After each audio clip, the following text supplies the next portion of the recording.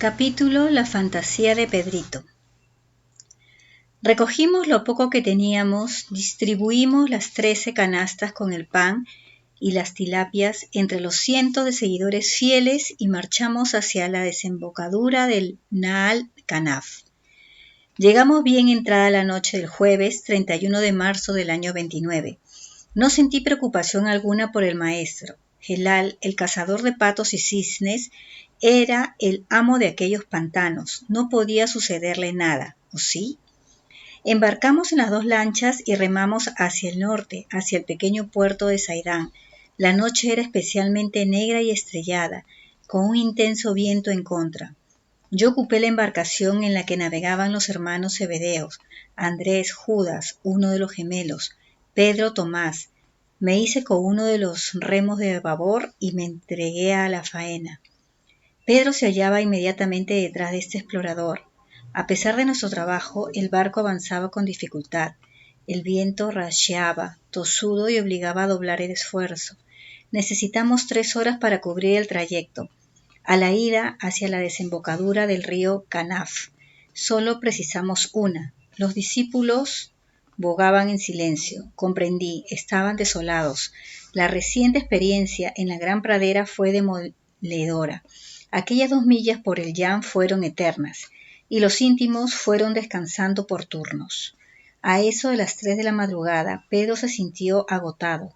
Dejó el remo y se acurrucó en la popa, muy cerca del explorador, y quedó profundamente dormido. Al poco noté cómo se agitaba, y le oímos gritar en sueños: «¡Maestro, sálvanos!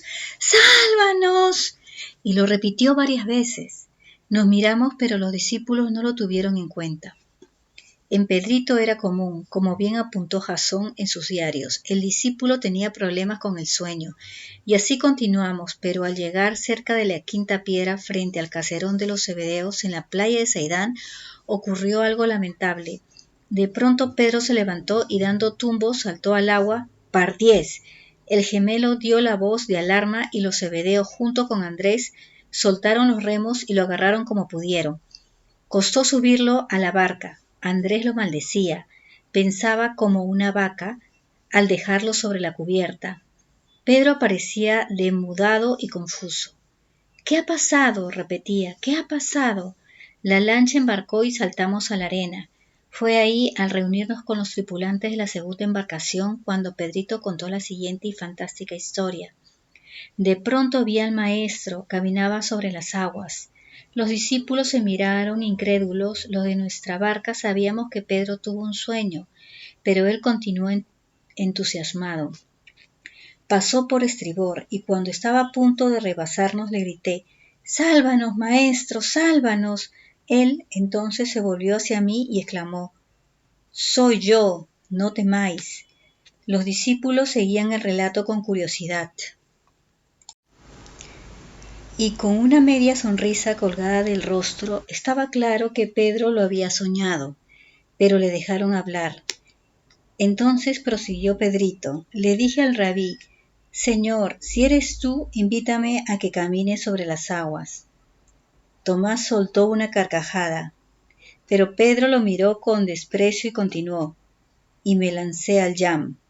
Eso sí era cierto, pero me hundí y le grité a Jesús: «Señor, sálvame». El maestro entonces se acercó, me dio la mano y me sacó del agua, diciéndome: «Hombre de poca fe, ¿por qué has dudado?». La cuestión estaba clara. Pedro sufría de sonambulismo. Tuvo un sueño en el que vio al maestro caminando sobre el lago, se puso en pie y dormido saltó al Yam. El resto ya lo conocía, pero Pedro, cabezota, sostuvo siempre que el sueño no había sido tal y que él vio al rabí sobre las aguas, y repetía como un loro: caminaba por encima del mar, y sus colegas sonreían benévolos. Lo increíble es que 3 de los 4 escritores sagrados dieron por buena la fantasía de Pedrito y la consideraron real. Empezaré por el texto de Juanito Zebedeo, en el capítulo 6 de su Evangelio, versículo 16 al 21. Dice textualmente: «Al atardecer bajaron sus discípulos a la orilla del mar, a Cafarnaúm. Había ya oscurecido y Jesús todavía no había venido donde ellos. Soplaba un fuerte viento y el mar comenzó a increparse. Cuando habían remado unos 25 o 30 estadios, ven a Jesús que caminaba sobre el mar y se acercaba a la barca, y tuvieron miedo. Pero él les dijo: «Soy yo, no temáis». Quisieron recogerle en la barca, pero enseguida la barca tocó tierra en el lugar a donde se dirigían. No sé qué terminamos utilizar. ¿Fue Juan Zebedeo un mentiroso? ¿Quizás un adulador? ¿Trató de congraciarse con Pedro? ¿Era un enfermo mental? ¿Cómo se puede verter tanta mentira en un escrito de 13 líneas? Él, Juanito, iba en esa lancha. Él vio y supo lo que verdaderamente sucedió. Veamos, los discípulos no subieron a una barca, lo hicieron en 2. Tampoco se dirigían a Cafarnaúm, navegaron a Saidán, y sobre todo, ¿por qué utiliza el plural ven, tuvieron y quisieron? Ninguno de los discípulos vio al maestro caminando sobre el Yam. Insisto, fue un sueño de Pedro. Juanito escribe que quisieron recogerle a Jesús en la barca. Falso. Fue a Pedrito al que tuvieron que rescatar de las aguas. Por último, el evangelista da a entender que el rabí desapareció cuando la barca tocó tierra. ¿Cómo puede ser tan cínico? Mateo capítulo 14, versículo 22 al 23, que navegaba en la otra lancha, asegura que Jesús se despedía de la gente y después subió al monte a solas para orar. Nueva falsedad. El maestro, como he relatado, permaneció en las lagunas. Los discípulos no embarcaron en un barco, fueron necesarios 2, los mismos que utilizaron cuando navegaron desde Saidán a la desembocadura del río Canaf. Y el evangelista usa también el plural, haciéndonos creer que Jesús fue visto por la totalidad de los discípulos que ocupaba esa lancha. Falso, y afirma que los íntimos sintieron miedo. Más falso aún. ¿Cómo sentir miedo de algo que no existe? Por último, el desastroso relato evangélico concluye con otra frase genial. Subieron a la barca Jesús y Pedro, y amainó el viento. Falsísimo. El rabino regresó a Saidán hasta el día siguiente. Respecto al viento, nueva mentira, continuó soplando. Como vemos, Juan y Mateo mienten como bellacos y además se contradicen. Juanito asegura que el maestro no llegó a subir a la lancha, el otro dice lo contrario. Marcos capítulo 6, versículo del 45 al 52. Como es habitual en él, copia a Mateo y escribe al dictado de Pedrito. Por eso cae en los mismos errores y finaliza este paisaje con un texto que no tiene pies ni cabeza. Subió entonces Jesús donde ellos a la barca y amainó el viento y quedaron en su interior completamente estupefactos, pues no habían entendido lo de los panes, sino que su mente estaba embotada. Y digo yo, ¿qué tiene que ver los de los panes con el supuesto caminar del Maestro sobre las aguas del mar de Tiberíades? Lucas, que era médico, comprendió que la historieta de Pedro era pura fantasía y no la incluyó en su evangelio. Menos mal. Pero la versión de Pedrito, con el paso de los años, terminó triunfando. Era obviamente muy espectacular, aunque falsa. Y me pregunto, ¿qué necesidad tenía el hombre Dios de hacer circo? Esta actitud, caminar sobre las aguas, además aparecía en contra de las propias decisiones del Galileo, adoptadas durante su retiro de 39 días en las cuevas de la llave en Beit Itz. En suma, los evangelistas para mí, tras la narración del sueño de Pedro como algo real, perdieron toda credibilidad. Capítulo: Un hombre peligroso. En Saidán aguardaba una mala noticia. Durante la estancia en la gran pradera, Agamán, una de las mujeres que integraba el grupo de 2 evangelistas, falleció en Nahum. La viuda siria que ayudaba en secreto a las familias de los discípulos se metió en la cama y no despertó. Todo el mundo la quería. El 1 de abril del año 29, viernes, en efecto, regresó el Hijo del Hombre. Lo acompañaban los 400 o 500 fieles seguidores que continuaron a su lado tras el fallido intento de proclamarlo rey. Y el maestro, nada más pisar el caserón de los Zebedeos, convocó a los 12. Andrés se dio prisa. Jesús aparecía serio. Una vez reunidos en la tercera casa, el Galileo los puso firmes. Sus palabras fueron duras. ¿Hasta cuándo tendré que ser paciente con vosotros? Empezó el rabí en un tono severo. ¿Es que todos sois débiles de espíritu?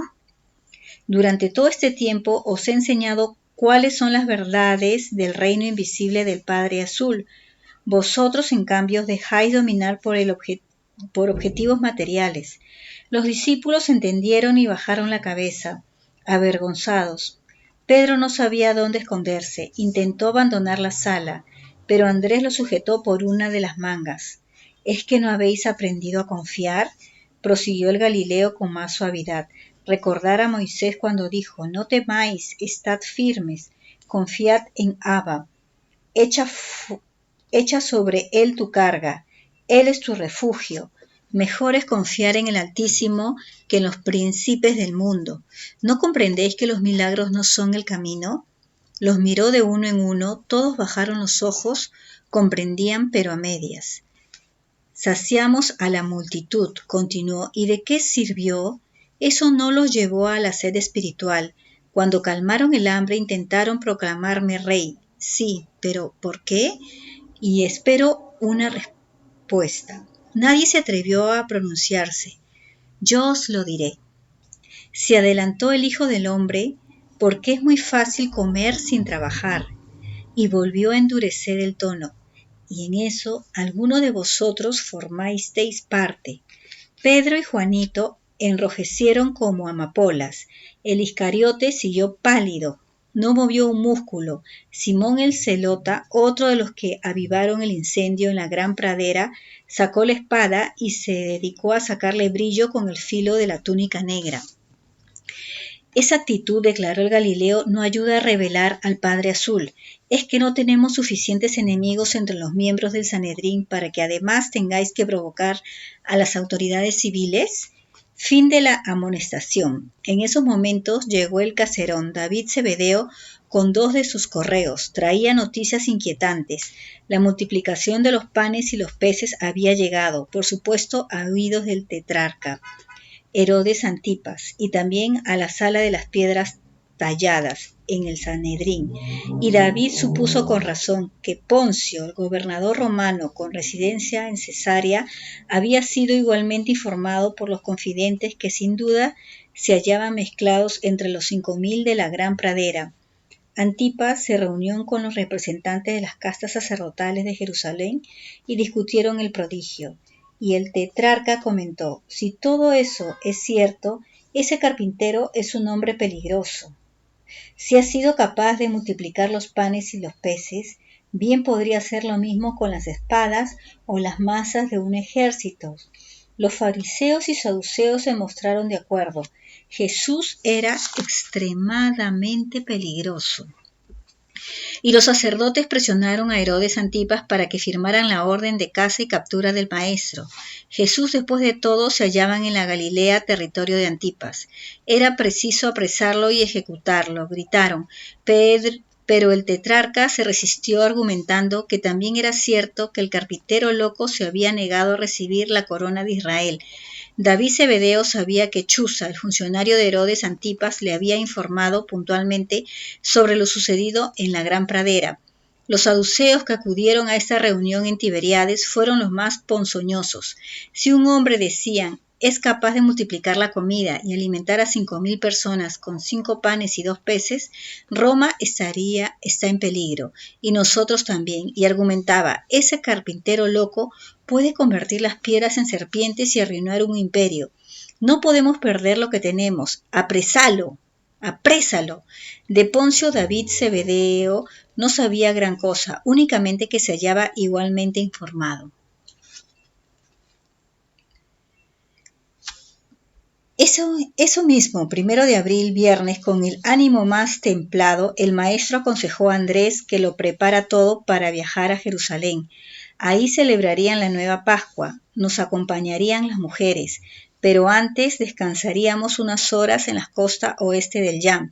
Y así fue.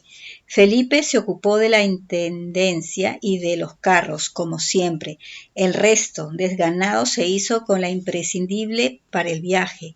Los discípulos, salvo los gemelos, que apenas participaban en nada, parecían derrotados y temerosos. Aquellas reuniones entre los jefes de las castas sacerdotales y Antipas no auguraban nada bueno. Tarde o temprano el maestro sería capturado. Ellos lo sabían, el rabí lo sabía, yo lo sabía. Las ideas y objetivos acariciados por los íntimos se derrumbaron una vez más. Habían perdido la oportunidad de oro. La proclamación del Mesías esperado se alejaba. Y esa tarde desembarcamos en Genesaret, Ginosar, al norte de Migdal. Los seguidores se quedaron en Saidam. Los 12 discípulos eran un grupo de perdedores. Las 11 mujeres, en cambio, rebosaban optimismo.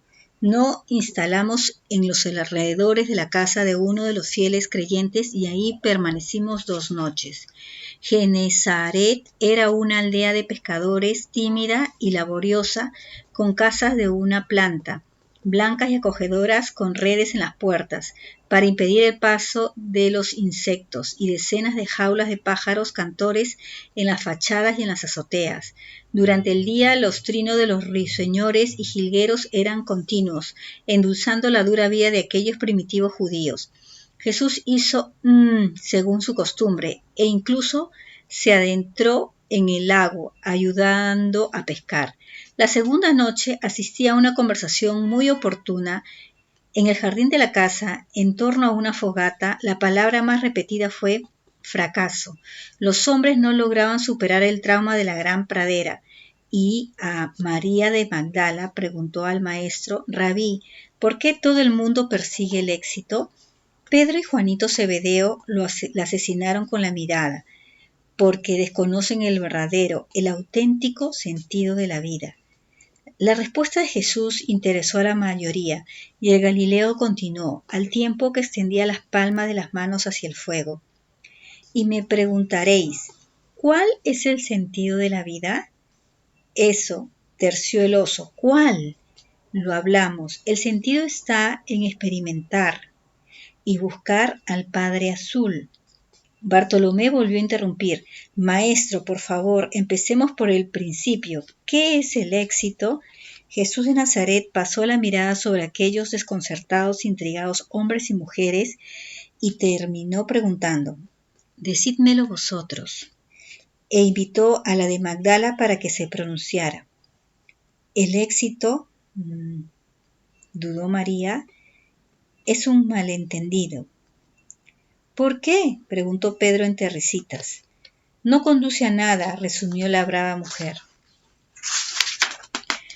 Pues te da dinero y fama, intervino Juanito Zebedeo con aire de superioridad. ¿Y qué? Respondió A, encogiéndose de hombros. ¿No te interesa el dinero? Se asombró Tomás. Tomás, me interesan más otros asuntos. El dinero viene y se va. El rabí animó al resto para que siguiera opinando. El éxito, soltó el incorregible Juan Zebedeo, consiste en derrotar a los quitín romanos. Santiago, su hermano, a su lado, hizo un gesto con la mano. No deseaba hablar del tema. Y Pedro soltó con gran voz: Mi éxito ha sido conocerte, maestro. Todos aplaudieron. Pedro se puso en pie y correspondió con una exagerada reverencia. El Galileo feliz solicitó calma. El éxito es salud, aportó Mateo Leví. El éxito, balbuceó Judas de Alfeo, es dormir bien. El otro gemelo Jacobo se encogió de hombros. No sabía. El éxito, cantó Tomás, al tiempo que agitaba los dados en la mano izquierda, es ganar, no importa qué. Y lanzó los dados del marfil sobre el manto en el que se sentaba y proclamó: 6, 6, 1, 6, 6, 1. Par 10 en cábala, 6, 6, 1 equivale a cosecha abundante. Si sumamos los 3 dígitos 6 más 1, el resultado es 13. ¡Amor eterno! ¡Pardiez! ¿Quién mueve los hilos de la vida? El Iscariote se negó a participar en el aparente juego. Seguía irritado ante el absurdo comportamiento del rabí en la gran pradera, eso decía. Andrés tampoco participó, se había quedado dormido. Felipe no perdió la ocasión de hablar de su querida China. El éxito es viajar a China. Algunos silbaron y le llegó el turno a Bartolomé, el oso de Caná. El éxito es poder contar tu historia al final de tus días. Nuevos y sonoros aplausos. La de Magdala se levantó, se aproximó al oso y le estampó un sonoro beso en la frente. Pedrito solicitó otro beso, pero A lo ignoró. Y Tomás empezó a silbar con fuerza. El maestro se vio obligado a intervenir de nuevo. El éxito, prosiguió el celota, es una buena espada. El resto de las mujeres se negó a participar. ¿Y tú, maestro?, se interesó Juanito Cebedeo. ¿Qué crees que es el éxito? Jesús miró a la de Magdala y reforzó lo dicho por pecho tabla. El éxito es un malentendido. El hombre lo persigue sin saber que ya ha triunfado. No entendieron y preguntaron todos a la vez. ¿Cómo es eso? Jesús llevó el dedo índice izquierdo a la frente y aclaró. Desde el instante en que el Padre Azul se acomoda en tu mente, ya has triunfado. Rabí intervino de nuevo al de Magdala. ¿Cuál es el mejor consejo para alcanzar el éxito interior? El Galileo sonrió y proclamó rotundo, dudar. Esa noche pensé mucho en la Nintzutz, la chispa divina, que según el maestro habita en la mente humana. Dios en mi interior, en un ser tan miserable como yo, ¡qué misterio! Si fuera así, el Padre Azul verdaderamente sería una criatura amorosa. Pero, ¿quién sabe? Capítulo Edra. Aquel viaje fue tranquilo. El domingo 3 de abril del año 29 de nuestra era emprendimos la caminata hacia Jerusalén. Todo funcionó a la perfección, los carros, la intendencia, la comida y el silencio. Rodeamos la costa oeste del Yan y fuimos a tomar la margen izquierda de Naam o río Jordán. El maestro prohibió las predicaciones. En realidad, ninguno de los discípulos estaba en su mejor momento. Seguían hundidos. No dirigir la palabra a la gente alivió la situación. Evitamos las aglomeraciones. Nos desviamos hacia Gerasa. No confundir con la Gerasa de la costa oriental del mar de Tiberíades y Filadelfia, actual Amán, en la Decápolis, pero acampamos en las afueras. El tiempo es espléndido, también colaboró. Y el 6 de abril, miércoles, divisamos Betania, la aldea en la que vivían Lázaro y sus hermanas. Nos recibieron con abrazos y lágrimas. Hacía mucho que no se veían. Andrés dispuso los alojamientos. Los hombres, por parejas, fueron distribuidos en 6 casas del lugar. Las familias que lo acogieron eran creyentes en Jesús. Las mujeres se alojaron en la hacienda de Lázaro con el maestro. Yo elegí el Reda. Lázaro, Marta y María informaron de inmediato de la situación en la ciudad santa, algo que ya conocíamos. Los ánimos estaban incendiados. Muerte al rabí de Galilea. Ese era el sentir de las castas sacerdotales. Y Lázaro explicó, los sacerdotes bramaban contra el rabí. El último prodigio en la pradera los tenía histéricos. Según ellos, confirmaban las sospechas. El maestro era un aliado. Puede que un hijo de Belzabú, el señor de las moscas, y exigían que el Sanedrín lo capturase de inmediato, y eso significaría la ejecución del Galileo por lapidación o estrangulamiento. Los saduceos, por su parte, siempre a la sombra del poder, temían la reacción de Roma. Las acciones de Jesús decían poder provocar la movilización de las legiones contra Israel. Eso terminaría con sus privilegios y negocios, siempre a la sombra de los quitim. Era urgente, por tanto, acabar con la vida del carpintero loco. los santos y separados fariseos iban más allá y reclamaban que los celotas, grupo armado de las hermandades fariseas, dieran un golpe de mano y secuestraran o asesinaran al Hijo del Hombre, terminando así con aquella odiosa situación. Y celebraban reuniones con los celotas, planificando el cómo, el cuándo y el dónde. Simón, el celota, prometió indagar entre sus hermanos los guerrilleros. Los escribas o doctores de la ley se rasgaban las vestiduras.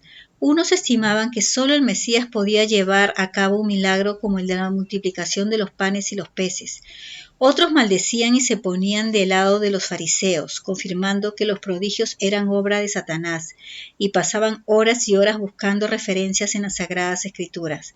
Pero el único suceso que se encontraron similar a la multiplicación en la gran pradera fue en el libro Primero de los Reyes, capítulo 17, versículo del 7 al 17, cuando Elías multiplica la harina de la tinaja en la ciudad de la Sarepta, en Fenicia. El texto en cuestión dice así: al cabo de los días se secó el torrente Querit, porque no había lluvia en el país. Le fue dirigida la palabra de Yahvé a Elías diciendo: levántate y vete a Sarepta de Sidón y quédate ahí, pues he ordenado a una mujer viuda de ahí que te dé de comer. Se levantó y se fue a Sarepta. Cuando entraba por la puerta de la ciudad, había ahí una mujer viuda que recogía leña. La llamó Elías y dijo: traedme por favor un poco de agua para mí en tu jarro, para que pueda beber. Cuando ella iba a traérsela, le gritó: traedme por favor un bocado de pan en tu mano. Ella dijo: vive Yahvé tu Dios, no tengo nada de pan cocido, solo tengo un puñado de harina en la tinaja y un poco de aceite en la orza. Estoy recogiendo 2 palos, entraré y lo prepararé para mí y para mi hijo. Lo comeremos y moriremos. Pero Elías le dijo: no temas, entra y haz como has dicho, pero primero haz una torta pequeña para mí y tráemela, y luego la harás para ti y para tu hijo. Porque así habla Yahvé, Dios de Israel: no se acabará la harina en la tinaja, no se agotará el aceite en la orza hasta el día que Yahvé conceda la lluvia sobre la haz de la tierra. Ella se fue e hizo según la palabra que Yahvé había dicho por boca de Elías. De esto hacía 900 años. En síntesis, Jerusalén ardía. Jesús era hombre muerto. Eso proclamaban Lázaro y sus hermanas, y María lloraba desconsoladamente. El maestro casi no se movió de la hacienda, habló mucho con Lázaro, con sus discípulos y con el grupo de mujeres. Una mañana, embosado y escondidas, visitó el templo y regresó de inmediato.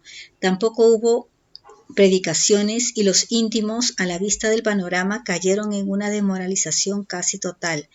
Yo aproveché la proximidad del mar muerto y visité la cuna. Fue el miércoles 13 de abril en la playa del Hombre Rojo. No había novedad, mejor dicho, se registró una, pero no la descubrí hasta 2 días más tarde. Mi obsesión en aquella jornada seguía siendo la multiplicación en la gran pradera. Terminé riéndome. La ciencia, como dije, no tiene explicación. Fue en la mañana del sábado 16 de abril, año 29, al disponerme a caminar hacia la aldea de Marsá con el fin de obtener algunas provisiones, cuando me percaté de ello. Pardiez, ¿qué era aquello? Me agaché y lo examiné con cuidado. No podía creerlo. La cuna estaba a un paso. Calculé 20 metros. Aparecía en la orilla junto al agua y se dirigían al sureste en dirección a la aldea. Pardiez, eran huellas, formaban una hilera, conté 26. Las examiné, como digo, con detenimiento, pero no eran huellas humanas. Eran casi circulares, de unos 15 centímetros de diámetro mayor y otros 10 de profundidad. Estaba desconcertado. Aquel terreno era duro y apelmazado. Pura sal. ¿Qué clase de criatura había dejado semejantes improntas? Tenía que pesar más de 200 o 300 kilos. Como un perfecto estúpido presioné el salitral intentando dejar la huella de mi pie. ¡Absurdo! La impronta fue superficial. Caminé arriba y abajo siguiendo la dirección de las huellas y quedé nuevamente desconcertado. Las improntas, como digo, parecían junto al agua, continuaban en dirección a Masra y desaparecían de pronto, como si el ser tuviera la capacidad de volar. Me adentré en el lago, pero no detecté nada normal. Tampoco las cámaras de seguridad de la nave registraron nada extraordinario o extraño. ¿Qué era aquello? Dediqué toda la mañana al estudio de las 26 huellas. 4 de las 5 dedos disponían de garras largas y afiladísimas. Me llamó la atención un detalle. El dedo correspondiente al pulgar no marcaba la uña o garra. ¿Se trataba de un dedo regresivo? Eso hubiera significado que la pata del animal podía ser muy evolucionada. ¡Pardiez! Estaba perdiendo el juicio y pensé naturalmente en Adón, la criatura singular de la que hablaban los habitantes de la jungla del río Jordán, un ser de ojos luminosos capaz de volar y que atacaban a hombres y animales succionándoles la totalidad de la sangre. Los habían visto muchas veces, eso decían, pero terminé por olvidar la leyenda.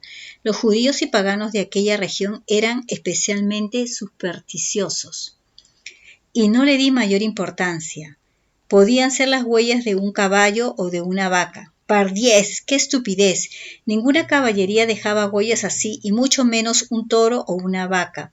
Al ingresar en Marra, indagué con prudencia.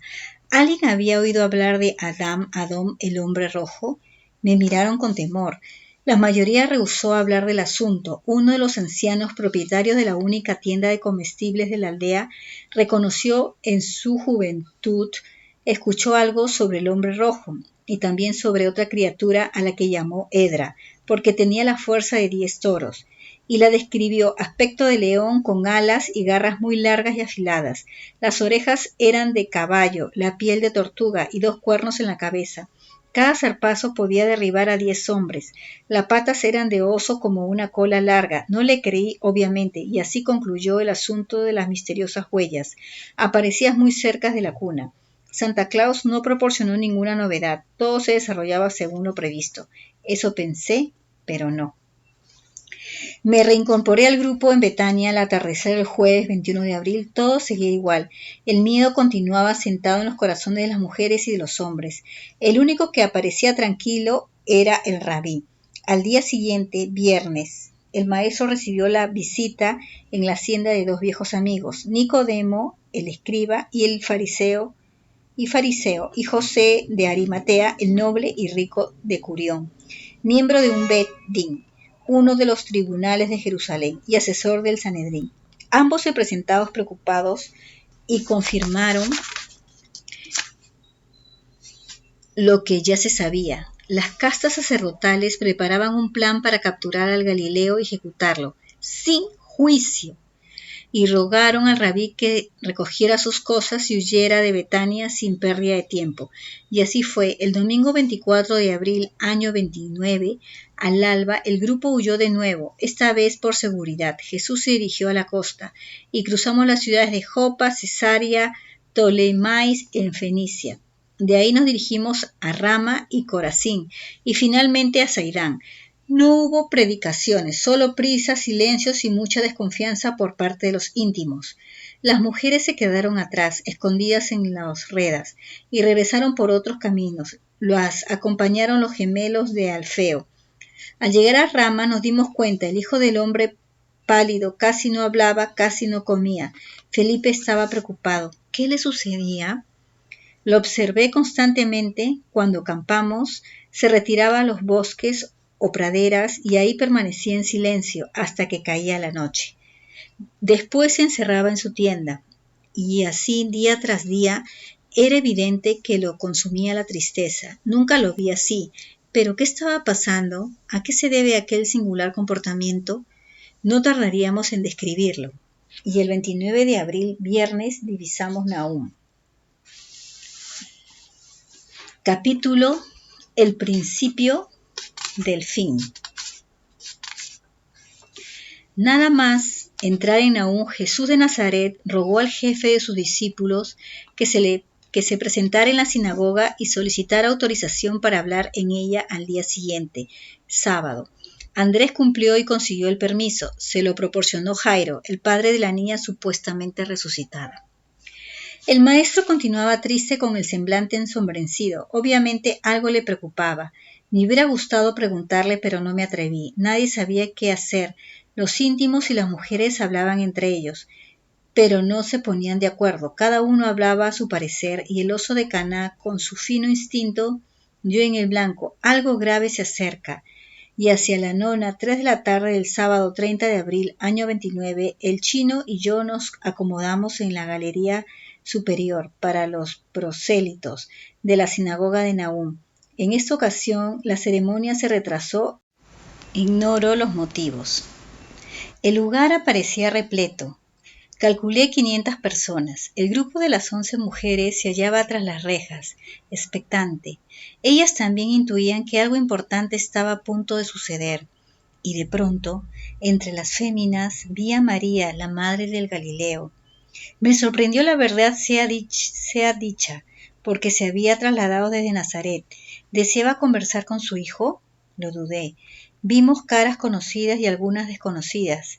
Después supimos que habían llegado 53 fariseos y saduceos procedentes de Jerusalén con el objetivo de reunir información sobre el carpintero loco, como lo llamaban despectivamente. Fue una coincidencia que se hallara ahí ese día. También se presentaron numerosos jefes de la sinagoga existentes en el lago. Todos habían oído hablar del prodigio de la multiplicación de los panes y los peces y deseaban preguntar al rabí por el asunto. Sinceramente, aquello no me gustó y la intuición tocó en mi hombro. ¡Atención! ¡Peligro! Naturalmente también asistieron varios consejeros de Tretarca, Herodes, Antipas, e imaginé que los confidentes de Roma se hallaban mezclados entre el gentío. Jairo presidieron las mechas del incienso. Percibí cuchicheos cuando el maestro con paso solemne se dirigió hacia la bema, el estrado en el que fue colocada la migdal, una pequeña mesa sobre la que se depositaban los rollos de la ley. Vestía la túnica blanca impecable y el manto color vino. El cabello bien peinado caía sobre los poderosos hombros. Presentaba el rostro bronceado y la barba recortada. Estoy seguro de que Jesús captó el ambiente hostil de la asamblea. En mi opinión, aquel acto marcaría el principio del fin en la vida pública o de predicación del Hijo del Hombre. Estábamos asistiendo sin saberlo a la mayor crisis vivida por el Galileo hasta esos momentos. Todos contra el carpintero loco. Ese era el espíritu que se respiraba en aquel lugar en la tarde del histórico 30 de abril del año 29. Estábamos a menos de un año de su crucifixión. Después lo supimos. El día anterior los fariseos y saduceos habían tratado de convencer a Jairo para que prohibiera el discurso de Jesús en la sinagoga, pero el funcionario se mantuvo firme. Tarfón, uno de los ayudantes, abrió el armario que contenía los rollos de la ley y rescató un estuche de madera. En la caja se encontraba el pergamino elegido por el rabí para la lectura inicial. El individuo retiró la funda de lino que lo cubría y procedió a desenrollar el libro, y mostró parte del texto. La congregación, al contemplar las columnas en tinta negra con letras cuadradas del hebreo sagrado, suspiró hondamente. La palabra de Dios, susurraban emocionados. Tarfón alzó el rollo por encima de su cabeza y se dirigió hacia la asamblea. Todos pudieron contemplar la escritura y los suspiros se hicieron más intensos. La ley, decían, la palabra Yahvé, bendito sea su nombre. Entonces empezaron los gritos y los vítores a la Torá.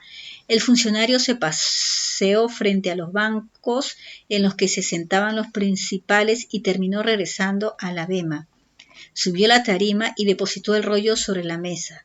Procedió a buscar el párrafo seleccionado por el Galileo y tras encontrarlo, dirigió una mirada a Jolí, el Rosh HaKnesset o archisanagogo de Nahum. Este asintió con la cabeza y el silencio se sentó en la sala. El maestro se acercó a la mesa y comprobó que el texto señalado por el dedo índice izquierdo de Tarfón era correcto.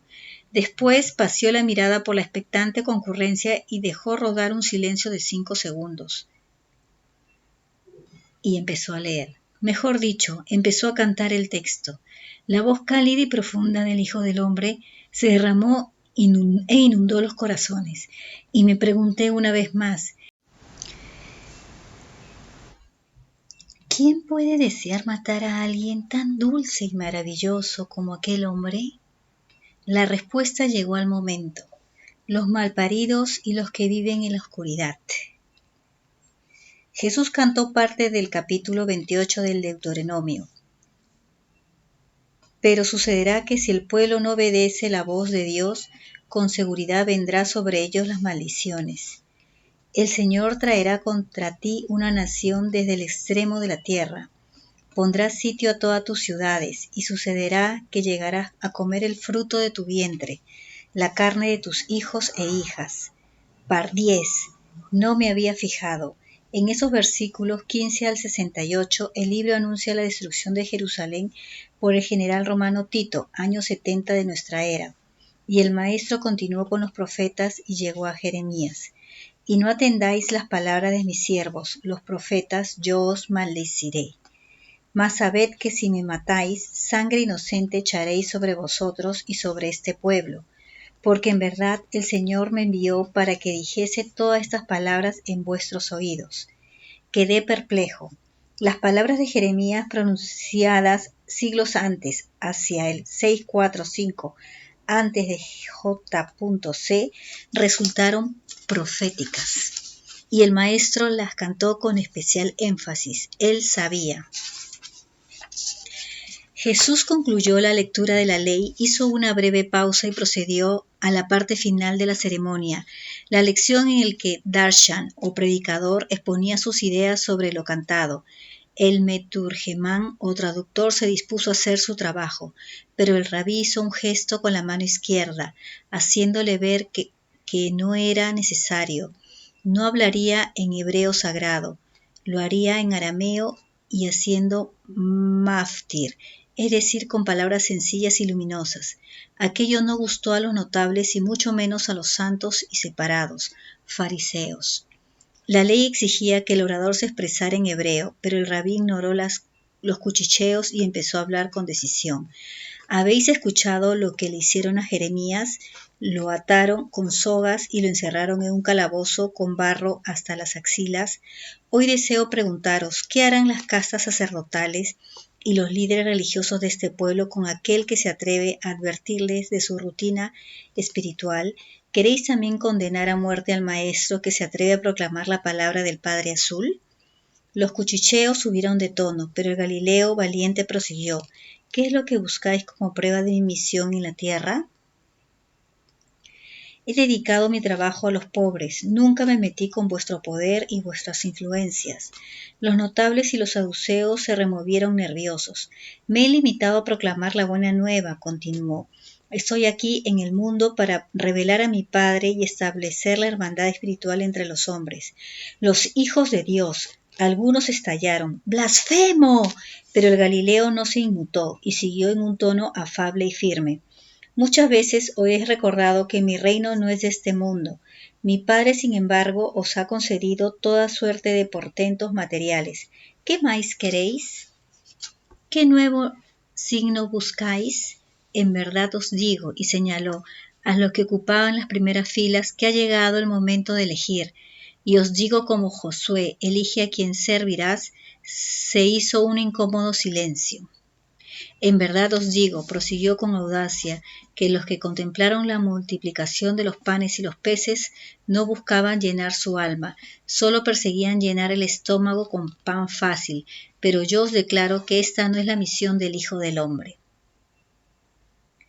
Hizo otra pausa y arremetió con fuerza. He venido para proclamar la libertad espiritual y enseñar la verdad eterna.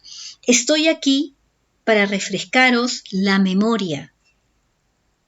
Sois hijos del Padre Azul. Sois eternos. Hagáis lo que hagáis y digáis lo que digáis. Los fariseos que permanecían sentados en los bancos se pusieron en pie y levantaron los brazos bramando. ¡Blasfemo! ¿Quién eres tú para hablar así? Acabad con él. Pero el maestro hizo como que no había oído y dulcificó su tono un poco más. Hermanos, no aleléis la carne que perece, buscad la verdad espiritual. Un día me preguntasteis, ¿qué debemos hacer para llevar a cabo la obra de Dios? Y yo os dije, esta es la obra de Dios, creed que aquel que ha sido enviado por Abba. Y señaló su pecho con el dedo índice izquierdo. ¡Blasfemo!, reaccionó la concurrencia. ¡Está loco! Jesús entonces levantó el brazo izquierdo y señaló un relieve labrado en una de las columnas. Todos volvieron las cabezas hacia el lugar indicado. Se trataba de una vasija con el maná, y el rabí hizo una revelación sorprendente. ¿Creéis que vuestros antepasados comieron el maná en el desierto? Sonrió brevemente y aclaró. Pues no. Ese era pan de la tierra, no pan del cielo. Mi Padre, en cambio, sí os está proporcionando el pan de vida. Yo soy el pan de vida. El que viene a mí no pasará hambre. El que cree en mí jamás tendrá sed. Habéis contemplado mis obras y sin embargo no creéis que procedo del Padre Azul. La respuesta unánime fue otro ¡blasfemo!, gritado a coro, y el rabí terminó su discurso. Y ahora permitid que declare una vez más por todas, que he venido a la tierra para hacer la voluntad de aquel que me ha enviado. Tomaréis el pan del Espíritu con el mismo entusiasmo con el que comisteis el pan de este mundo. Creo que no comprendieron, y el maestro no esperó respuesta. Descendió de la tarima y decidido se dirigió a la salida, pero los fariseos le cortaron el paso, y uno de ellos, miembros del Sanedrín, le increpó. Veamos si lo he entendido. ¿Dices que eres el pan del cielo y que el maná que diera Moisés a nuestro pueblo no lo era? El rabí replicó rápido. Has comprendido bien. Y el fariseo asombrado volvió a interrogarlo. Pero ¿no eres tú el carpintero de Nazaret? ¿No eres tú el hijo de José y María? ¿No son tus padres y hermanos bien conocidos de muchos de nosotros? Hizo una pausa y dirigiéndose a los que se agolpaban alrededor de Jesús, clamó triunfante. ¿Cómo puede ser que lleguéis aquí a la casa de Yahvé, bendito sea su nombre, y proclames que ha sido enviado por el cielo? Todos se sintieron nerviosos y más de uno empujó al rabí amenazándolo y maldiciéndolo. El chino y yo nos miramos alarmados, pero Jesús reaccionó con mansedumbre. Seamos pacientes, suplicó, la verdad no sufre porque sea analizada, y soltó a quemarropa. Soy el que dice, y mucho más, el Padre Azul y yo somos uno. La seguridad del maestro lo desarmó. Necesitaron algunos segundos para reaccionar, pero finalmente estallaron. ¡Blasfemo! ¡Blasfemo! Y aquel maldito grito llenó la sinagoga. Y el rabí alzó la voz y prosiguió. Nadie ha visto al Padre, pero el Espíritu de Dios vive en vosotros, en vuestras mentes. Yo he bajado del cielo y he visto al Padre Azul. Si creéis en mí, ya tenéis la vida eterna. ¡Loco!, protestaron. ¡Estás loco! Ha perdido la razón.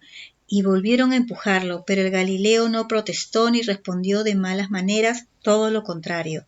Yo soy el pan de vida, anunció con dulzura. Vuestros padres comieron el maná y están muertos, pero yo os garantizo que si coméis el pan que baja del cielo, jamás moriréis. Yo soy ese pan de la vida, ese pan viviente que os entrego es mi propia naturaleza. Seguían sin comprender y continuaron con sus gritos y maldiciones. ¡Hijo de Belzabú! ¡Sal de esta santa casa! ¡Arrojadlo a la gehenna, infierno! Yu y yo nos miramos de nuevo. Aquella situación nos recordó el lamentable suceso vivido en la sinagoga de Nazaret. No supimos qué hacer. Jairo alzó la voz y dio por concluido el servicio, pero nadie le prestó atención y regresó aquel grito. ¡Blasfemo! ¡Blasfemo! Y los fariseos y saduceos, ignorando las repetidas órdenes de Jairo, plantearon nuevas preguntas. Uno de ellos habló así. Dices que eres el pan de la vida. ¿Cómo puedes darnos tu carne para comer y tu sangre para beber? El maestro respondió. No he dicho que mi carne sea el pan de la vida o que mi sangre sea el agua viva. No habéis entendido, pero sí os digo que mi vida en la carne es un don del cielo. Jesús contempló las caras de incredulidad y subrayó. No podéis comer mi carne ni beber mi sangre, pero en espíritu sí podéis ser uno conmigo, como yo lo soy con Abba. Podéis alimentaros con la palabra de Dios. Ese es el pan de vida.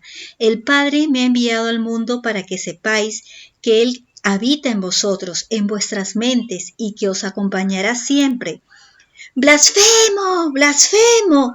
Pero el rabí no había terminado. He vivido esta vida en la carne para animaros a conocer al Padre Azul y sobre todo para que os entreguéis a su voluntad. Tampoco entendieron, y otro de los fariseos clamó, ¿ni tú ni tus discípulos os laváis las manos antes de comer? ¿Es que no sabéis que eso significa una transgresión de las sagradas leyes de Moisés? Todos estuvieron de acuerdo y exigieron una respuesta. ¡Hipócritas!, replicó el Hijo del Hombre. Olvidáis los mandamientos y os aferráis a las tradiciones oxidadas. Olvidáis honrar al padre y a la madre, pero exigís que se cumpla el sábado. Olvidáis la caridad, pero prohibís que la gente acuda al baño en el sábado. Olvidáis que el robo es un delito, pero prohibís matar piojos en el Shabbat. Levantáis falsos testimonios, pero solo os preocupa no comer junto a una menstruante en el Shabbat. Cometéis adulterio, pero prohibís freír carne, cebollas o huevos en el Shabbat. Derramáis la sangre de vuestros hermanos, pero solo os preocupa no transportar una lámpara vieja el sábado. ¡Hipócritas! Los fariseos y notables quedaron mudos. Aquel hombre sabía de qué hablaba. Las absurdas y ridículas disposiciones establecidas para el sábado ascendían a 139, y el maestro aprovechó aquellos instantes de confusión y declaró: «Prestad atención. ¿No es que lo que entra por la boca, lo que ensucia el alma del hombre, es lo que sale de ella y del corazón, lo que verdaderamente la embarra?» Tampoco entendieron, y Pedro, que se hallaba cerca, preguntó: «Maestro, ¿puedes explicarnos el significado de esas palabras?» Jesús miró a Pedrito y lo reprendió: «¿Tú también eres duro de mollera? ¿Es que no sabes que toda planta que no haya sido sembrada por mi Padre será desarraigada?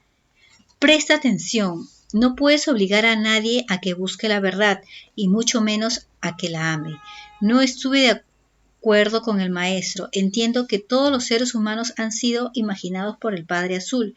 ¿Qué quiso decir con la palabra desarraigada?» Y Jesús prosiguió con la misma audacia: «Muchos de estos maestros», y señaló a los fariseos y escribas, «son guías ciegos». El gentío protestó. «Y tú sabes, Pedro», continuó el rabí impasible, «que si a un ciego guía a otro ciego, ambos caen en el pozo». Después, dirigiéndose a la asamblea, exclamó: «Yo declaro que no es lo que entra por la boca lo que ensucia el alma del hombre. El mal procede de su corazón.